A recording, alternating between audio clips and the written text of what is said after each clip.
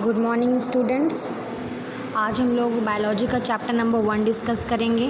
बेटा आपकी जो ये 12th क्लास बायोलॉजी है इसमें जितने भी चैप्टर्स हैं वो सब यूनिट वाइज डिवाइडेड हैं। तो ये हम फर्स्ट यूनिट स्टार्ट कर रहे हैं और फर्स्ट यूनिट का फर्स्ट चैप्टर है आपका रिप्रोडक्शन इन ऑर्गेनिज्म। इस यूनिट का नाम ही रिप्रोडक्शन है। Okay, and this is your first chapter. तो सबसे पहले हम रिप्रोडक्शन में जो सबसे फर्स्ट टर्म आ रही है उसे जिसे हम बोलते हैं लाइफ स्पैन, हम उसके बारे में डिस्कस करेंगे। लाइफ स्पैन क्या होता है हमारा? The period through which a certain organism lives is known as its life span. It's a time period from birth to the natural death of an organism. Birth से लेके यानी कि जन्म से लेके जब तक उसकी नेचुरल डेथ नहीं होती उसके बीच जो पीरियड होता है उसको हम क्या बोलते हैं? उसको बोलते हैं हम life span. So next we will discuss the definition of reproduction. ठीक है, it is the process through which organism produce young ones which in turn mature to give rise to their young ones. So ये एक biological process है जिसमें parents के ज़रिए एक new offspring की फॉर्मेशन होती है। Okay, and it's very important. Reproduction is the process by which every organism ensures it's continuity. अगर रिप्रोडक्शन प्रोसेस नहीं होगा तो ये जो स्पीशीज़ हैं हमारी ये जनरेशन आफ्टर जनरेशन नहीं मेंटेन हो पाएंगी। तो जो डिफरेंट स्पीशीज़ हमारे अर्थ पे अवेलेबल हैं वो हमारी जनरेशन आफ्टर जनरेशन कंटिन्यू नहीं कर पाएंगे अपनी लाइफ को। इसीलिए ये प्रोसेस हमारी स्पीशीज़ को मेंटेन करने के लिए जो डिफरेंट लिविंग ऑर्गेनिजम्स हैं उनकी लाइफ को मेंटेन करने के लिए बहुत ही ज़्यादा इम्पॉर्टेंट है। So this reproduction is divided into two parts, asexual and sexual reproduction. So first of all, what is asexual? Asexual reproduction वो होता है जिसमें सिर्फ एक इंडिविजुअल इन्वॉल्व होता है, मतलब सिंगल पेरेंट, मदर फादर अलग अलग नहीं, only single parent. Okay, but in case of sexual reproduction two individuals male and female are involved. Sexual reproduction के केसेस में क्या होता है कि दो इंडिविजुअल्स इन्वॉल्व होते हैं हमारे, एक मेल और एक फीमेल। नेक्स्ट है आपका एसेक्सुअल रिप्रोडक्शन को अब हम डिटेल में पढ़ेंगे कि बेसिकली इसकी डेफिनेशन क्या होती है। बेटा ये जो चैप्टर है आपका रिप्रोडक्शन ये आपने 10th क्लास में भी पढ़ा था, तो ये बिल्कुल कोई न्यू टॉपिक नहीं है आप लोगों के लिए। ये कुछ सिमिलर है, बिल्कुल जो आपने 10th क्लास में पढ़ा था उसी के तहत कुछ सिमिलर है। ओके, तो what is asexual reproduction? In this type a single parent can produce of spring. इसमें एक सिंगल पेरेंट ऑफ स्प्रिंग होता है हमारा एक न्यू बॉर्न बेबी। ओके, एक न्यू बॉर्न को हम ऑफ स्प्रिंग वर्ड भी बोलते हैं, ये बायोलॉजिकल टर्म है। तो एसेक्सुअल रिप्रोडक्शन में एक ही पेरेंट से हमारा एक न्यू ऑफ स्प्रिंग प्रोड्यूस होता है। The produced offspring are clones. और जो इसकी सबसे मोस्ट इम्पॉर्टेंट हम बोल सकते हैं कैरेक्टर है एसेक्सुअल रिप्रोडक्शन का, तो वो ये है कि इसमें जो ऑफ स्प्रिंग बनता है वो एकदम क्लोन होता है। क्लोन का मतलब होता है ट्विन्स, मतलब आइडेंटिकल, फिजिकल एनाटॉमिकली भी और मॉर्फोलॉजिकली भी वो क्या होगा? सिमिलर होगा। That is identical to each other and to the parent. It is commonly seen in unicellular organism. और ज़्यादातर ये हमारे जो सिंगल सेल्ड ऑर्गेनिजम्स होते हैं उनके अंदर एसेक्सुअल रिप्रोडक्शन ज़्यादा देखने को मिलता है। और इन्होंने यूनिसेलुलर ऑर्गेनिज्म जिनमें एसेक्सुअल रिप्रोडक्शन कॉमनली देखने को मिलता है उनके किंगडम्स के बारे में भी पता है, kingdom Protista and kingdom Monera. Here the cell division itself is the mode of reproduction. तो यहाँ पे क्या होता है, जो सेल डिवीजन है वो खुद में ही एक मोड ऑफ रिप्रोडक्शन है। So now we will discuss different means of asexual reproduction given in your book. So first of all it's binary fission. Binary fission क्या होता है? बाई मीन्स होता है टू, फिजन मतलब होता है division. In this process the cell divides into halves. जो एक सेल होती है वो दो हाफ्स में डिवाइड हो जाती है and each half develops into an adult. और हर एक जो हाफ है वो एक न्यू एडल्ट ऑर्गेनिज्म में कन्वर्ट हो जाता है। इसके एग्जाम्पल हैं अमीबा एंड पैरामीशियम। ओके, इसके एग्जाम्पल है अमीबा एंड पैरामीशियम। नेक्स्ट हम आपको एग्जांपल्स बताएंगे। वेस्टिटी प्रोपेगेशन का एक एग्जांपल है इसमें जो है हमारा वाटर हाइकंथ। वाटर हाइकंथ बेटा ये बहुत ही ज़्यादा इन्वेसिव वीड है। एक्चुअली ये क्या था कि पहले ये हमारे इंडिया के अंदर नहीं थी, ये बाहर कंट्रीज़ में पाई जाती थी। तो इसकी जो लीव्स थे ना और इसके जो फ्लावर्स थे वो इतने ब्यूटीफुल थे और अट्रैक्टिव थे कि हमारे इंडियन जो हमारे साइंटिस्ट थे उन लोगों ने सोचा कि क्यों ना हम इनको अपनी कंट्री में ले आएँ। अपनी कंट्री में लाएंगे तो ब्यूटीफुल जो अट्रैक्टिवनेस है वो हमारा इंक्रीज़ हो जाएगा टूरिस्ट प्लेसेस पे। तो सबसे पहले इसको बंगाल में यूज़ किया गया था। तो इसने क्या किया कि वो जिस एरिया में हमने इसको ग्रो किया इसने उस एरिया को पूरा डिस्ट्रॉय कर दिया, उस पर पूरा कब्जा कर लिया अपना। इसका काम क्या था कि इतना ज़्यादा इन्वेसिव था कि ये एक तो इसकी सेल डिवीज़न बहुत फास्ट थी, बहुत जल्दी ग्रो करता था। और दूसरी बात ये थी कि जितना भी ऑक्सीजन मतलब पानी में या आसपास के एरिया में प्रेजेंट होता था, ये सारा ऑक्सीजन ले लेता था। तो इसी वजह से इसके बारे में थोड़ा सा यहाँ पे दिया हुआ है कि it is one of the most invasive weed, grows wherever there is standing water. और ये जहाँ पर भी, स्टैंडिंग वाटर का मतलब होता है रुका हुआ, थमा हुआ पानी। जहाँ पर भी रुका हुआ पानी होगा, थमा हुआ पानी होगा, वहाँ पर ये क्या करता था, ग्रो कर जाता था अपने आप। And drains oxygen from water leads to death of fish. और क्या करता था, ये जो वाटर से था सारी ऑक्सीजन ले लेता था, तो जिसकी वजह से जो भी फिशेस वगैरह या जो भी कोई लिविंग ऑर्गेनिज्म दूसरे वहाँ प्रेजेंट होते थे उस स्टैंडिंग वाटर में या रिवर में या फिर किसी सी में, लेक में, तो ये क्या करता था कि ये सारा का सारा उस खींच लेता था और उसकी डेथ हो जाती थी वहाँ पे जितने भी लिविंग ऑर्गेनिज्म होते थे। Introduced in India because of its pretty flowers and shapes of leave. ये इंडिया में इसीलिए लाया गया था क्योंकि इसकी जो फ्लावर्स थे वो बहुत ही ज़्यादा प्रेटी थे, देखने में बहुत ही खूबसूरत थे, और उसकी शेप्स ऑफ लीव्स की वजह से। Vegetative propagation occurs at a phenomenal rate. और इसके अंदर वेजिटेटिव प्रोपेगेशन बहुत ही ज़्यादा फिनोमिनल रेट पे भी होता था। नेक्स्ट हम लोग पढ़ेंगे हमारा बडिंग। पहले हमने बाइनरी फिजन पढ़ा, फिर हमने एग्जाम्पल पढ़ा हमारा टेरर ऑफ बंगाल का, ठीक है, जिसे हम वाटर हाइकिंथ भी बोलते हैं। नेक्स्ट हम बडिंग प्रोसेस पढ़ेंगे। In this process the cell divides unequally to form buds which remain attached to the parent initially and then detach and develop into a mature cell। इसमें क्या होता है बेटा, बडिंग जो प्रोसेस होता है इसमें एक सेल क्या होती है कि एक पेरेंट सेल में से छोटी सी सेल बाहर निकलती है बड लाइक, फिर वो धीरे धीरे क्या करती है, ग्रो करती है, और जब वो पूरी एक एडल्ट में डेवलप कर जाती है उसके बाद वो अपने पेरेंट की बॉडी से डिटैच हो जाती है, यानी कि हट जाती है। तो ये किस में देखने को मिलता है, ये देखने को मिलता है हमारे ईस्ट में, एग्जाम्पल है इसका ईस्ट, और ये हाइड्रा में भी देखने को मिलता है। ये दोनों हमारे वाटर ऑर्गेनिजम्स हैं, वाटर में रहते हैं, हाइड्रा और ईस्ट, इन दोनों के अंदर बडिंग प्रोसेस होता है। ओके, नेक्स्ट कुछ हमारे स्पेशलाइज्ड स्ट्रक्चर्स हैं जो कि एसेक्सुअल रिप्रोडक्शन करवाते हैं, और वो ये स्पेशलाइज्ड स्ट्रक्चर्स किन किन ऑर्गेनिजम्स में होते हैं इनके बारे में दिया हुआ है। ये बहुत ही इंपॉर्टेंट है बेटा, ये 1 मार्क का क्वेश्चन इनमें से आ जाता है। Formation of specialised structures, first is conidia. Conidia का एग्जाम्पल है आपका पेनिसिलियम। ओके, यानी कि जो पेनिसिलियम ऑर्गेनिज्म है उसके अंदर कॉनिडिया होता है जो कि एसेक्सुअल रिप्रोडक्शन कराता है। ऐसे ही जैम्यूल्स, जैम्यूल्स इज एग्जाम्पल, जैम्यूल्स किस में देखने को मिलता है, स्पॉन्जिस में। नेक्स्ट है बर्ड्स, बर्ड्स यहाँ पे देखिए एग्जाम्पल में हाइड्रा भी लिखा हुआ है, लेकिन बडिंग प्रोसेस ईस्ट में भी देखने को मिलती है। नेक्स्ट आते हैं हमारे जूस पोर्स। जूस पोर्स बेटा हमारे एल्गीज़ में देखने को मिलते हैं, जितनी भी हमारी एल्गीज़ होती हैं इनके जो एसेक्सुअल रिप्रोडक्टिव स्ट्रक्चर है वो होते हैं हमारे जूस पोर्स।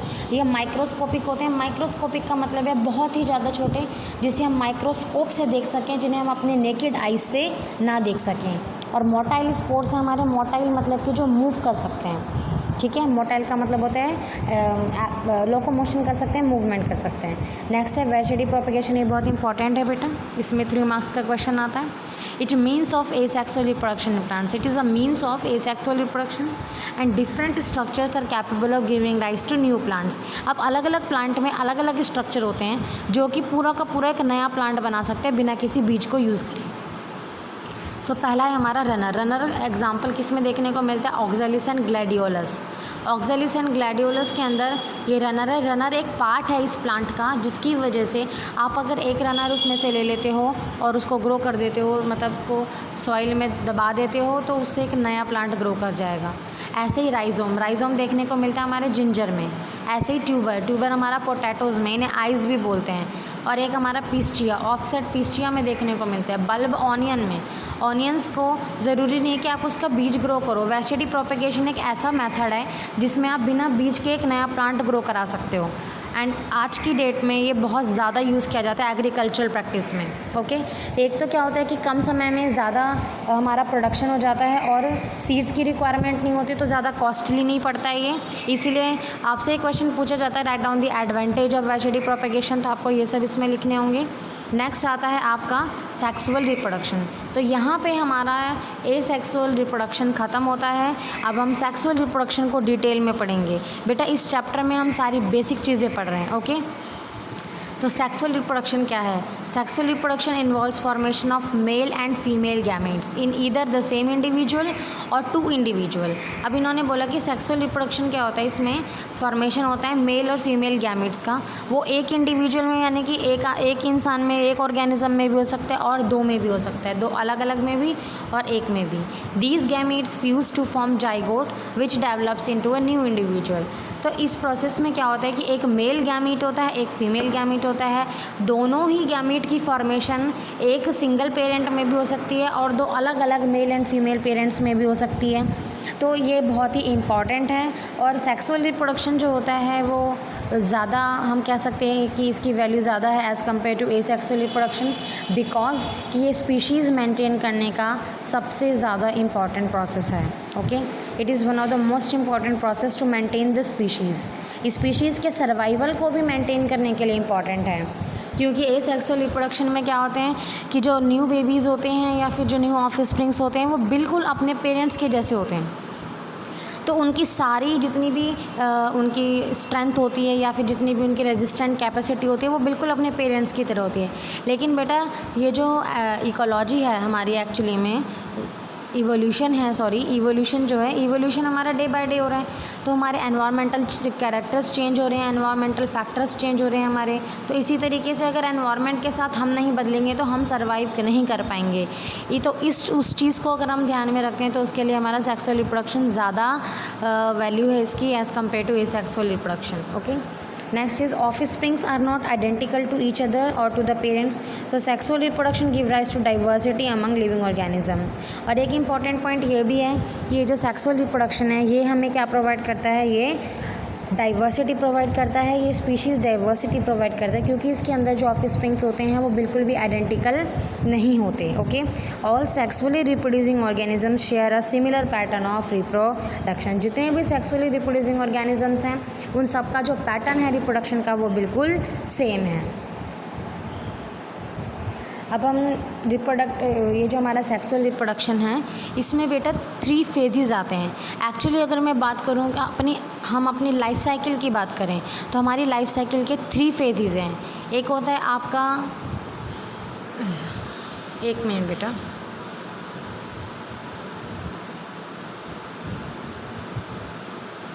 इसमें आपके जो नोट्स हैं इसके अंदर वो वाला जुवेनाइल फेज़ के बारे में नहीं दिया हुआ है। 3 फेजेस होते हैं, juvenile phase, reproductive phase and the senescent phase. तो जुवेनाइल फेज़ होता है उसे हम वेजिटेटिव फेज़ भी बोलते हैं, आपकी एनसीईआरटी बुक में दिया हुआ है।